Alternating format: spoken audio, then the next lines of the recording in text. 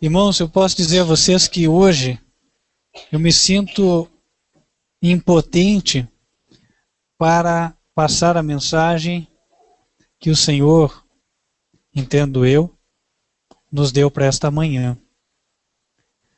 E explico por que eu me sinto impotente. Porque o assunto a respeito do qual o Senhor me tem impressionado a falar, ele é tão amplo e tão profundo que nenhuma pessoa pode abarcar todo este assunto, pode entender na sua plenitude, ou seja, de forma completa.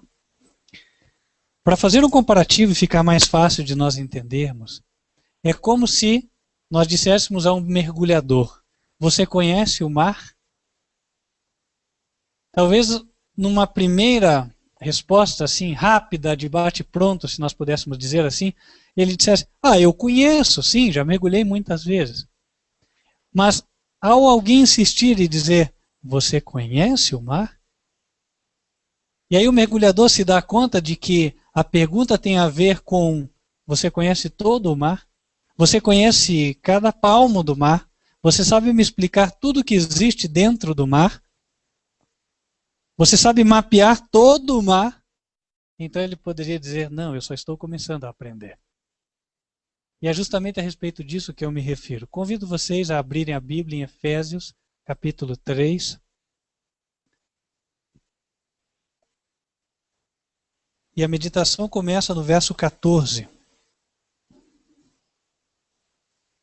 O apóstolo Paulo aqui diz o seguinte: por causa disso, me ponho de joelhos perante o Pai de nosso Senhor Jesus Cristo.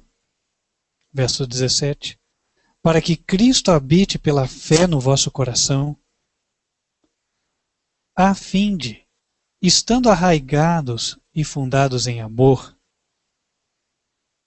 poderdes compreender perfeitamente com todos os santos qual seja a largura, o comprimento, a altura e a profundidade, e conhecer o amor de Cristo, que excede todo o entendimento, para que sejais cheios de toda a plenitude de Deus. Paulo tinha um sincero desejo de que a igreja pudesse conhecer as dimensões do amor de Deus. E aí ele faz um comparativo como se o amor de Deus fosse um dado, um quadrado, para a gente entender mais fácil, né? E eu coloco um quadrado porque ele fala aqui de 4 dimensões. Ele diz altura, comprimento, largura e profundidade. Então, largura, se eu estico meus braços aqui, eu tenho a largura. A largura desta sala vai de uma parede até a outra parede. O comprimento, se eu quiser entender o comprimento, eu tenho que caminhar para chegar até o final da sala. Então, eu já tenho 2 dimensões, largura e comprimento. O chão tem as dimensões da largura e do comprimento. Só que o chão é fininho, certo? O chão não tem a altura. E aí eu posso olhar para cima e quando eu encontro o teto eu vejo a altura. E se o piso fosse de vidro, eu olharia para baixo e veria a profundidade. E eu estou no meio disso. Nós estamos aqui imersos nisso. Na altura, no comprimento, na largura e na profundidade. É como se estivéssemos dentro do mar. Você está mergulhando a 10 metros de profundidade, mas tem 1000 para baixo, tem 10 para cima. E a largura e o comprimento, talvez não se tenha uma dimensão exata, 10.000 quilômetros para um lado, 15.000 para o outro, 20.000. E você está ali naquela imensidão de água. Eu sei que o mar até fascina por conta disso, né? Pela sua grandeza. E o amor de Deus, ele é comparável a isso. É algo tão grande, tão amplo, que nós nos vemos pequenos. Nós não sentimos nada dentro dele. Mas Deus tem um propósito de que nós possamos compreender. É como se ele dissesse: olha, nade a cada dia, dê uma mergulhadinha todos os dias para conhecer alguma coisa. E aí você vai ter fixas as visões do mar na tua mente. Você vai ter fixas as impressões do amor de Deus na tua mente. E isso vai mexer com você. Deus tem certeza disso.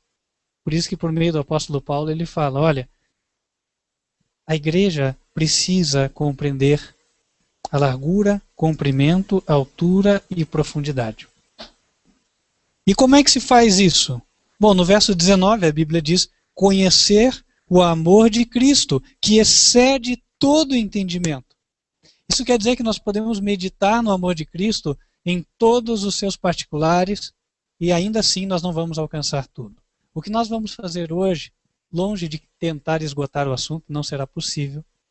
E eu mesmo não seria capaz de encontrar toda a profundidade aqui. Mas o que nós vamos fazer é meditar em algumas das dimensões deste amor. E eu creio que Deus há de fazer o resto. Primeiramente, ele fala aqui da largura. E queria meditar um pouquinho sobre a largura. Quando a Bíblia fala nesta palavra, pelo menos o judeu que lia, ele tinha uma ideia já bem clara do que Deus queria dizer.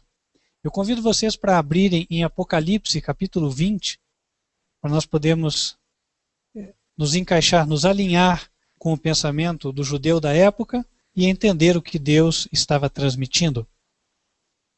Apocalipse 20, verso 8, fala de uma guerra universal. Desde o 7 para ficar fácil. Acabando-se os 1000 anos, Satanás será solto da sua prisão e sairá a enganar as nações que estão sobre os 4 cantos da terra, Gog e Magog. O número de Gog e Magog é como a areia do mar, para as ajuntar em batalha. E subiram sobre a largura da terra e cercaram o arraial dos santos e a cidade amada. Então aqui fala de um exército composto de tantas pessoas que ele era comparável à areia do mar. Incontável, inumerável. E aí eles marchavam, diz a Bíblia, sobre a largura da terra. Qual é a ideia que nós temos? De que eles enchiam a terra, a superfície da terra. Certo? Nada ficava onde os pés não pisassem, os pés daquele exército. Então eles enchiam a superfície. Entenda-se, onde houvesse terra, ali estavam eles. Este conceito ele é confirmado no Antigo Testamento. Se nós abrimos em Isaías, capítulo 8, nós também vamos encontrar uma símile semelhante. Símile é Deus falando, mas de uma forma exemplificada, para nós entendermos o que ele quer dizer. Isaías capítulo 8, verso 7.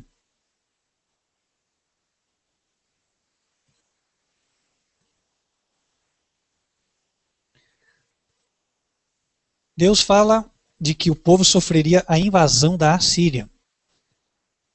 E transmite a mensagem nestas palavras: Eis que o Senhor fará vir sobre eles as águas do rio, fortes e impetuosas, isto é, o rei da Assíria, com toda a sua glória. E subirá sobre todos os seus leitos, e transbordará por todas as suas ribanceiras, e passará a Judá, inundando-o, e irá passando por ele, e chegará até o pescoço, e a extensão das suas asas encherá a largura da terra, ó Emanuel. Aqui talvez fique até mais fácil de entender, né? Ele faz um comparativo como se fosse uma enchente. Quem já viu enchente de rio? Passa na televisão. O rio subiu 2 metros, daí o que acontece com as casas? Todas inundadas. As ruas desaparecem, não é assim? Os jardins desaparecem, é água por todo lado. E aí Deus fala, olha, a Assíria vai vir como se fosse um rio transbordando. E isso significa que a Assíria vai encher a largura da terra. Quer dizer, onde houver terra, eles estarão ali. Quando a Bíblia diz que o amor de Deus tem uma largura, nós começamos a entender o seguinte. Quando o judeu ouvia largura, ele já imaginava isso. Puxa, a largura da terra. Não há lugar que não esteja ali coberto pelo amor, pela supervisão de Deus. Ou seja, não há pessoa na terra que não seja atingida pelo amor de Deus. Sabe que Deus está olhando para todas as pessoas na terra e agora Ele está cuidando de cada uma como se não houvesse outra na terra. E o amor dele abrange a todas elas. Ninguém está de fora. Isso é uma coisa importante, irmãos, de nós entendermos. Por quê? Não há momento, portanto, no qual nós estejamos excluídos do amor de Deus. Porque o amor de Deus enche a largura da terra. E enquanto nós estivermos na terra, nós seremos objeto do amor de Deus. Deus terá um plano, um propósito e um cuidado por nós. A Bíblia também fala de comprimento, o comprimento do amor de Deus. E o comprimento, irmãos, se nós já entendemos a largura, não ficará difícil de entender. A largura, como nós explicamos a princípio, é como se eu olhasse da parede da direita para a parede da esquerda. Marchar pela largura da terra significa eu olho na linha do horizonte e eu vejo a linha de exércitos fechando toda a linha do horizonte, vindo para cima de mim e cobrindo toda a largura da terra. E o que seria o comprimento? Significa que eles marchariam, dariam a volta no globo e fechariam então o círculo. O comprimento quer dizer o seguinte: não há nenhum lugar na terra que seja longe demais para não ser abrangido pelo amor de Deus. É por isso que o salmista fala: Senhor, para onde eu fugirei do teu espírito? Para onde eu me esconderei da tua face? Se eu for lá no fundo do abismo, o Senhor está lá. Não é assim? E até ali a tua mão me guiará e a tua destra me susterá. Senhor, onde eu estiver, tu estás ali. Deus tem uma característica que é a onipresença. Ao mesmo tempo em que ele está de corpo sentado lá no seu trono no céu, por meio do seu espírito ele está abrangendo toda a terra. E aonde nós estamos, Deus está. Nós somos objetos do seu amor. Irmãos, a Bíblia também fala da altura e da profundidade. E eu queria falar primeiro da profundidade. O apóstolo Paulo, no livro de Romanos, ele comenta um pouco de como é que Deus age até no jogo político da terra, a fim de conseguir dar a oportunidade justa de salvação para cada pessoa.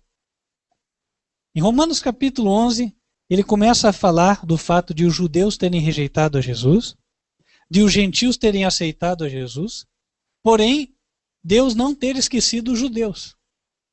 E aí Deus começa a falar por meio de Paulo como é que ele usou aquela situação. E ele usou a fim de que ele pudesse alcançar a todos.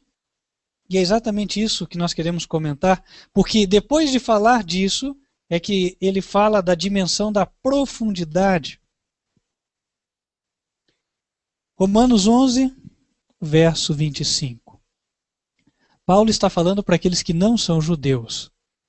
Ele fala: porque não quero, irmãos, que ignoreis este segredo, para que não presumais de vós mesmos, quer dizer, para que não fiquem orgulhosos, que o endurecimento veio em parte sobre Israel, até que a plenitude dos gentios haja entrado. E assim todo Israel será salvo, como está escrito: de Sião virá o libertador e desviará de Jacó as impiedades. O que ele quer dizer aqui? Verso 30. Porque assim como vós também, antigamente, vocês gentios, vocês não judeus, antigamente fostes desobedientes a Deus, mas agora alcançaste misericórdia pela desobediência dos judeus, assim também eles, agora, foram desobedientes, para também alcançarem misericórdia pela misericórdia a vós demonstrada. Porque Deus encerrou a todos debaixo da desobediência, para com todos usar de misericórdia. Vamos trocar isso aqui em miúdos para ficar fácil. Jesus veio à terra e apresentou a oportunidade de salvação para os judeus. O que os judeus fizeram? Crucificaram a sua oportunidade. Não foi assim? Crucificaram a Cristo.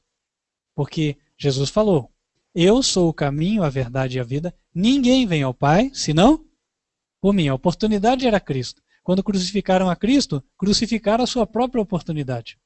Alguém diria: está vendo? Então agora Deus perdeu a paciência com eles, não tem mais chance para o judeu. Mas não é isso. Aqui mostra que o amor de Deus fazia com que, mesmo esse jogo político que se formou agora entre a igreja dos fariseus e a igreja dos apóstolos de Cristo, mesmo isso Deus ia usar para tentar salvar a todos. De que maneira? Os judeus rejeitaram a Cristo, então eles expulsaram os apóstolos de Jerusalém e eles saíram pregando para todo mundo. E agora, quando eles saem pregando para todo mundo, muitos aceitam. E esses que aceitam, pregam para quem? Para o judeu. Para que o judeu aceite. E aí, no fim, Deus tenta colher de todos os lados. Colhe do gentio, colhe dos que eram ímpios e colhe dos judeus. Sabe, irmãos?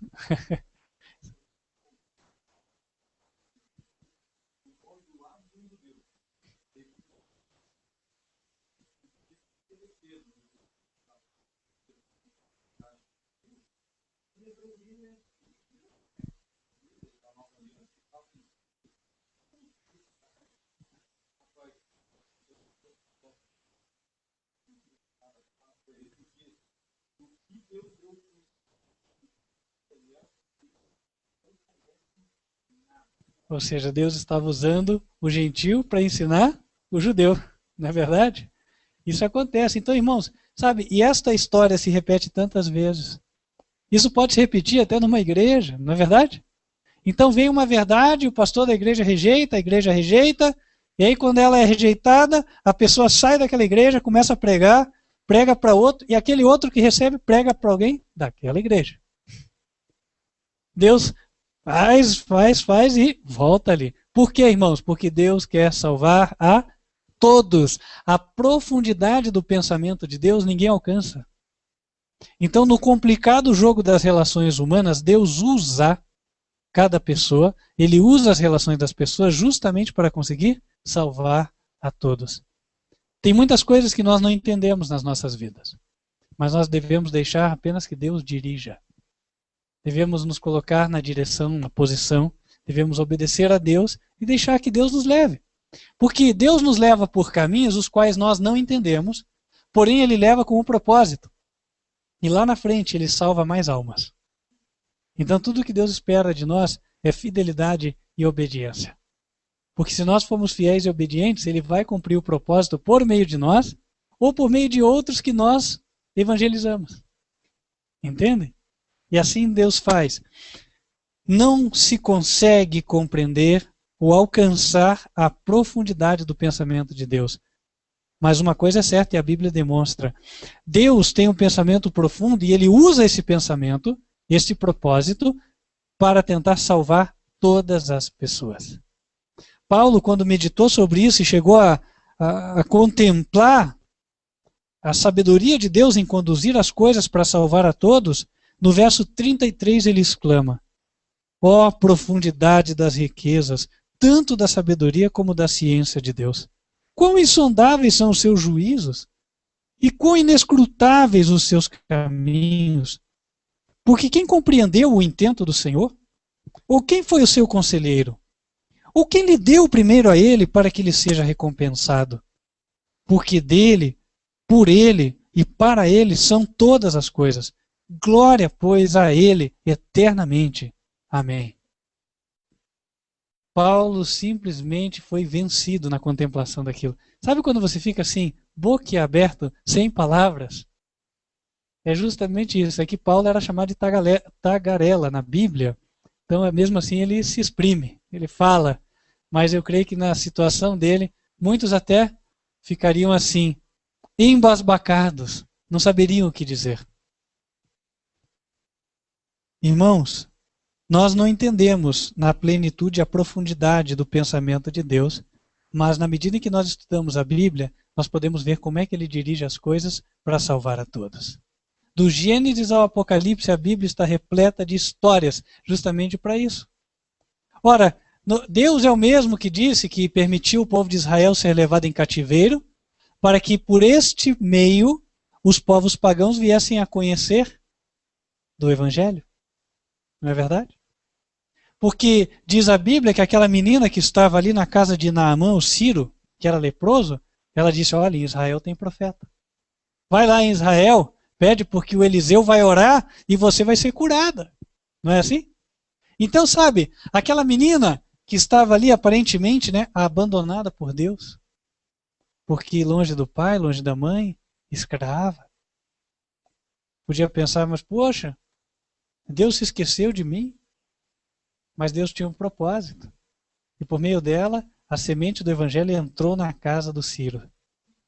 E ela foi, e certamente ela influenciou o governador da Síria, porque Naamã era capitão do exército sírio, e conta a história que quando Naamã ficou sabendo de que em Israel havia cura, Naamã foi falar com o rei e pedir autorização, e ele foi inclusive com uma quantidade de presentes e uma carta da parte do rei, dizendo para o rei de Israel, queremos que você cure Naamã. E o rei até rasgou as vestes, né? O rei falou, esse homem procura guerra comigo, está pensando que eu sou Deus?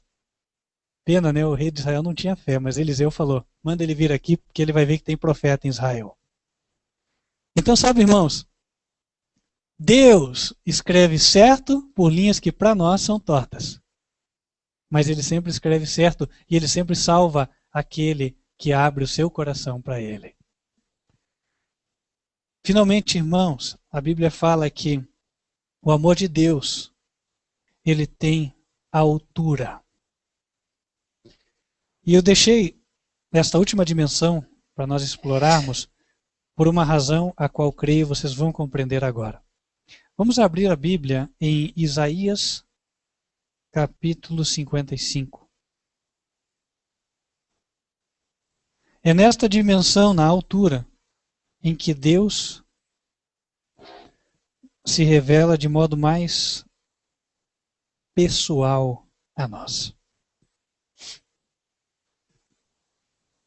Isaías, capítulo 55.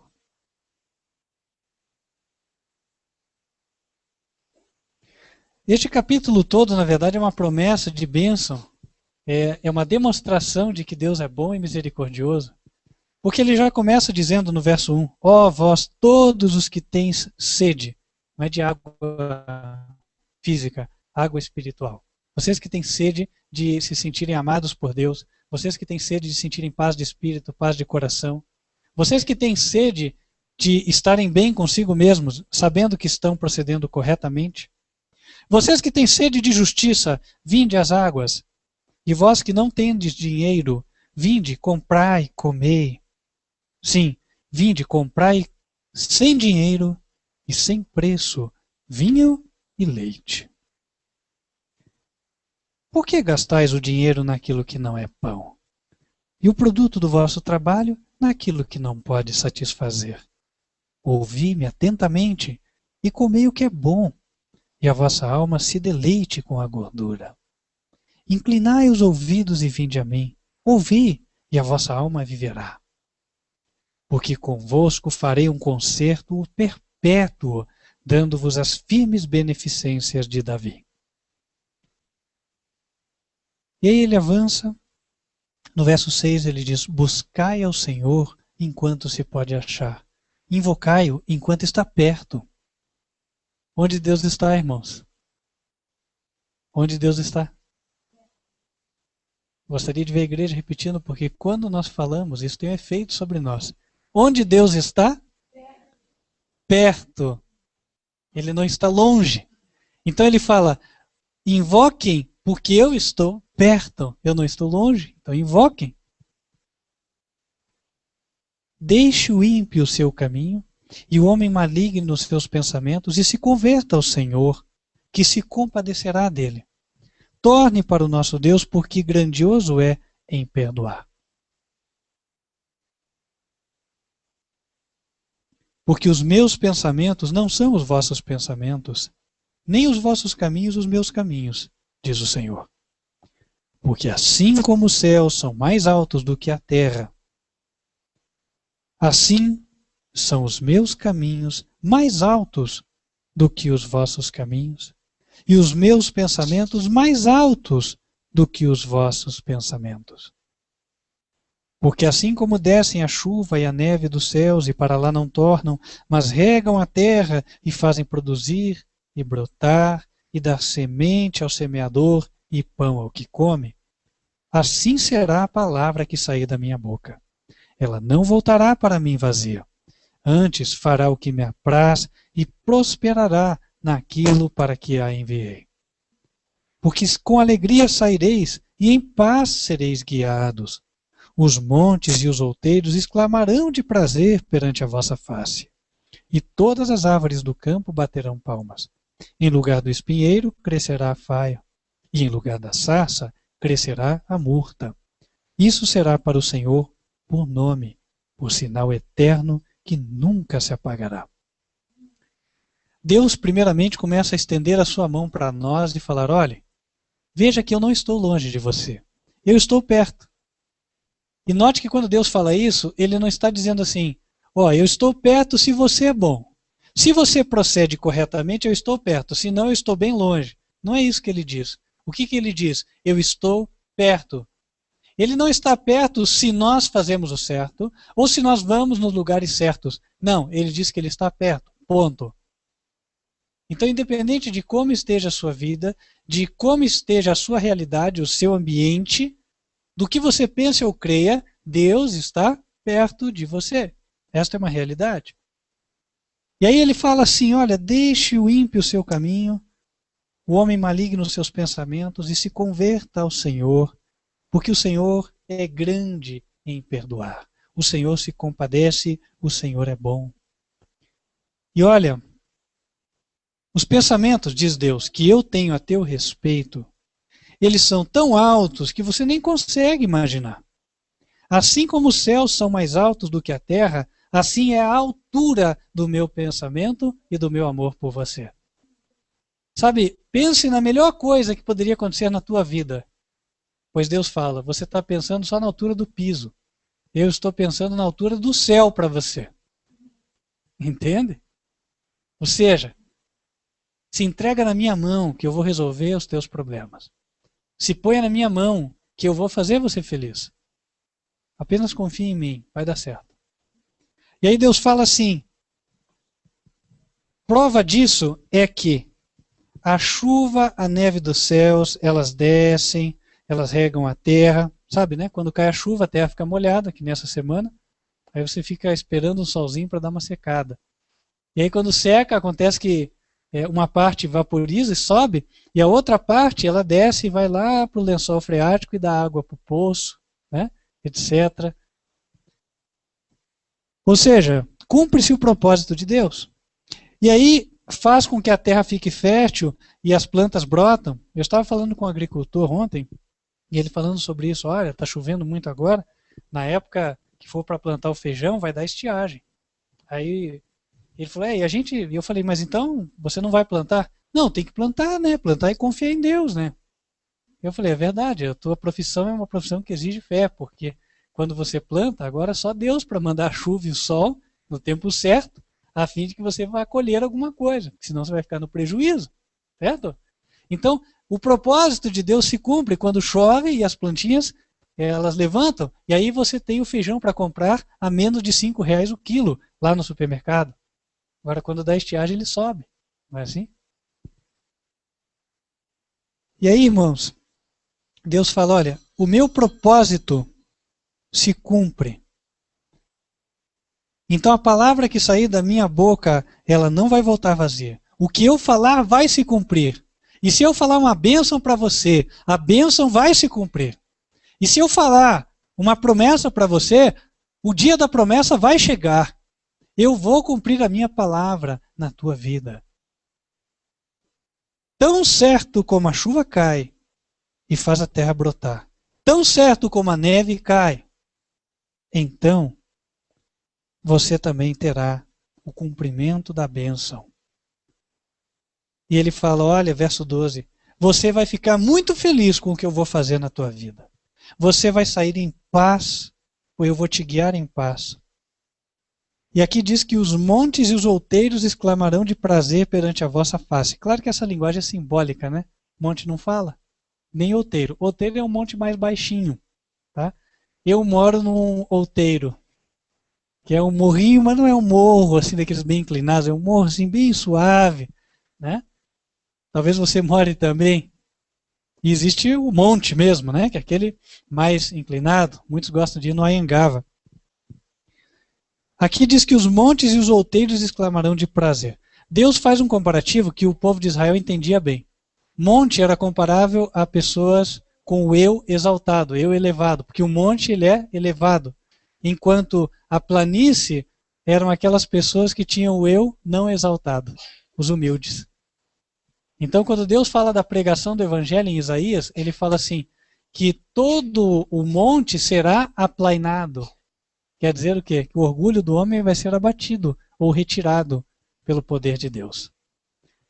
E aí diz que, mesmo aqueles que hoje são orgulhosos, eles vão exclamar de prazer perante a face de você. Sabe aquela pessoa que hoje te afronta?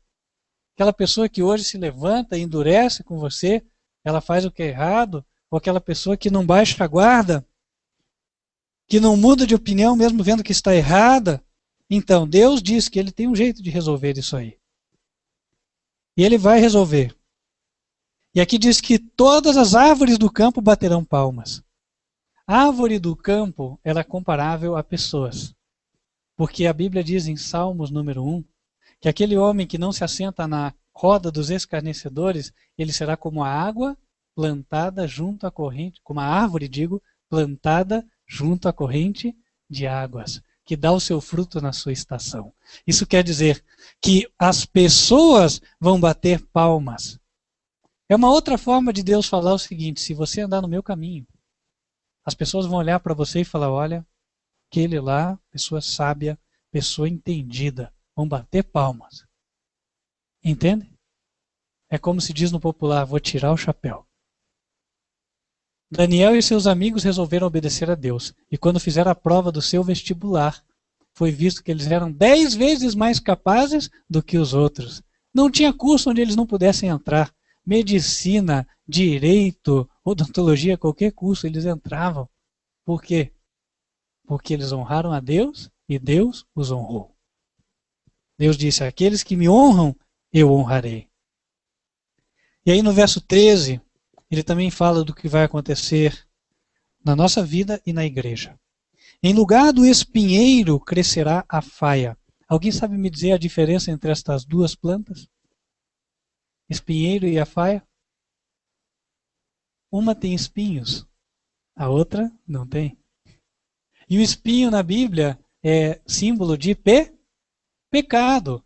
Quando Jesus levou sobre si os nossos pecados, os soldados romanos colocaram uma coroa de espinhos sobre a sua cabeça.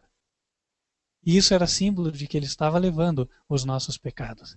Então, quando ele fala aqui, olha, em lugar do espinheiro crescerá a faia, quer dizer o seguinte, vão haver conversões. Pessoas que estavam andando no pecado vão deixar de andar no pecado. E Deus fala, eu vou fazer. Confia em mim, ande no meu caminho e você vai ver a minha glória. Você vai ver que eu vou abrir portas e que eu vou converter pessoas por meio de você. Na mesma linha de pensamento ele diz, em lugar da sarça crescerá a murta. Sarça é um espinheiro do deserto.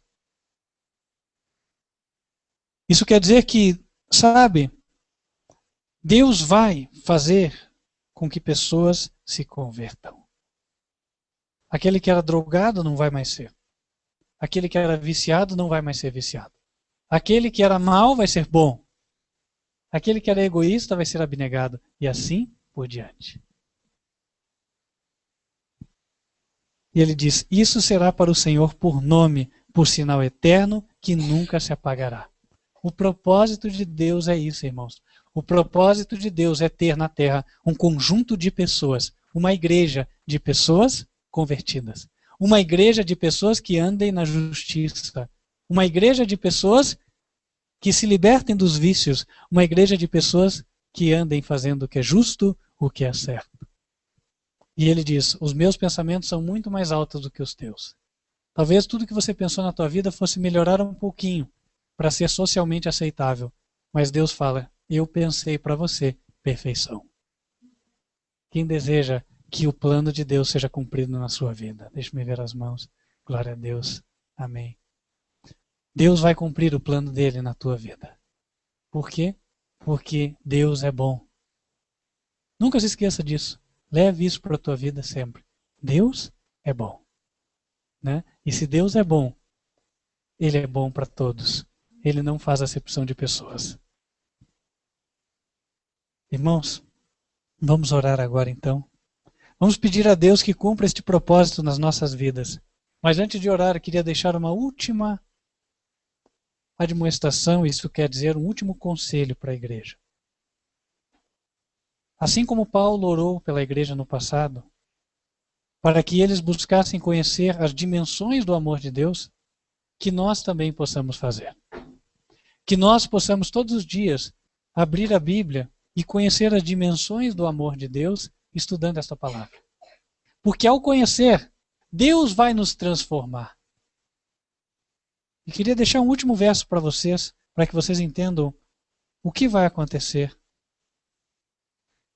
quando nós fizermos isso. Está lá em Oséias, capítulo 6. Oséias 6, verso 3.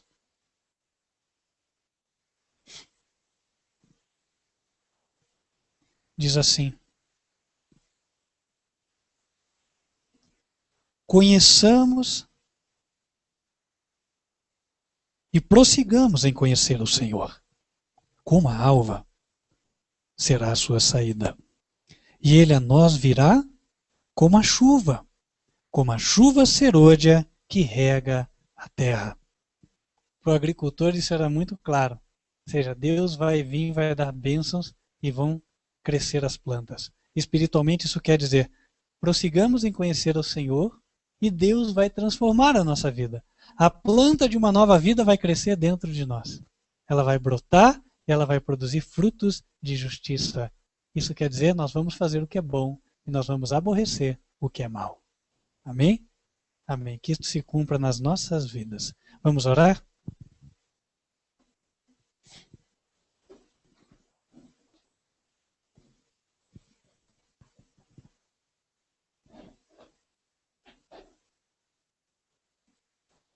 Santo e bom Deus que nos altos céus habitas. Queremos te agradecer, Senhor, pelo teu amor. Nós não somos capazes de compreender na sua plenitude, na sua amplidão, todas as dimensões, Senhor. Estamos muito longe disso. Mas queremos pedir que a cada dia o Senhor nos revele um pouco mais. A fim de que, ao conhecer mais do Senhor, um milagre possa acontecer nos nossos corações. E o Senhor, então, faça a obra que precisa ser feita nas nossas vidas. Senhor nosso Deus, abençoa cada um dos que vieram aqui. Que a tua palavra, Senhor, encontre lugar em todos os corações. E que, como o Senhor diz, que o teu propósito se cumpra na vida de cada um. Abençoa aqueles que nos assistem também pela internet. Opera na vida de cada um deles, Senhor. Que seja como se estivessem aqui. E que eles possam andar, Senhor, colhendo essas promessas que o Senhor deixou. Que a altura do teu amor possa ser vista por eles. E que ninguém venha se perder, Senhor. Quer os da internet que nos assistem, quer os que estão aqui. Que o teu amor, Senhor, entre como uma torrente inundante dentro dos vales do coração de cada pessoa, Senhor.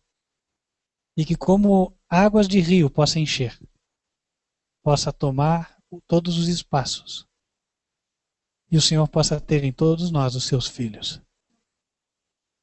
Senhor, guia-nos no restante desta semana, deste dia, e na próxima semana. Que possamos andar em harmonia com a tua vontade.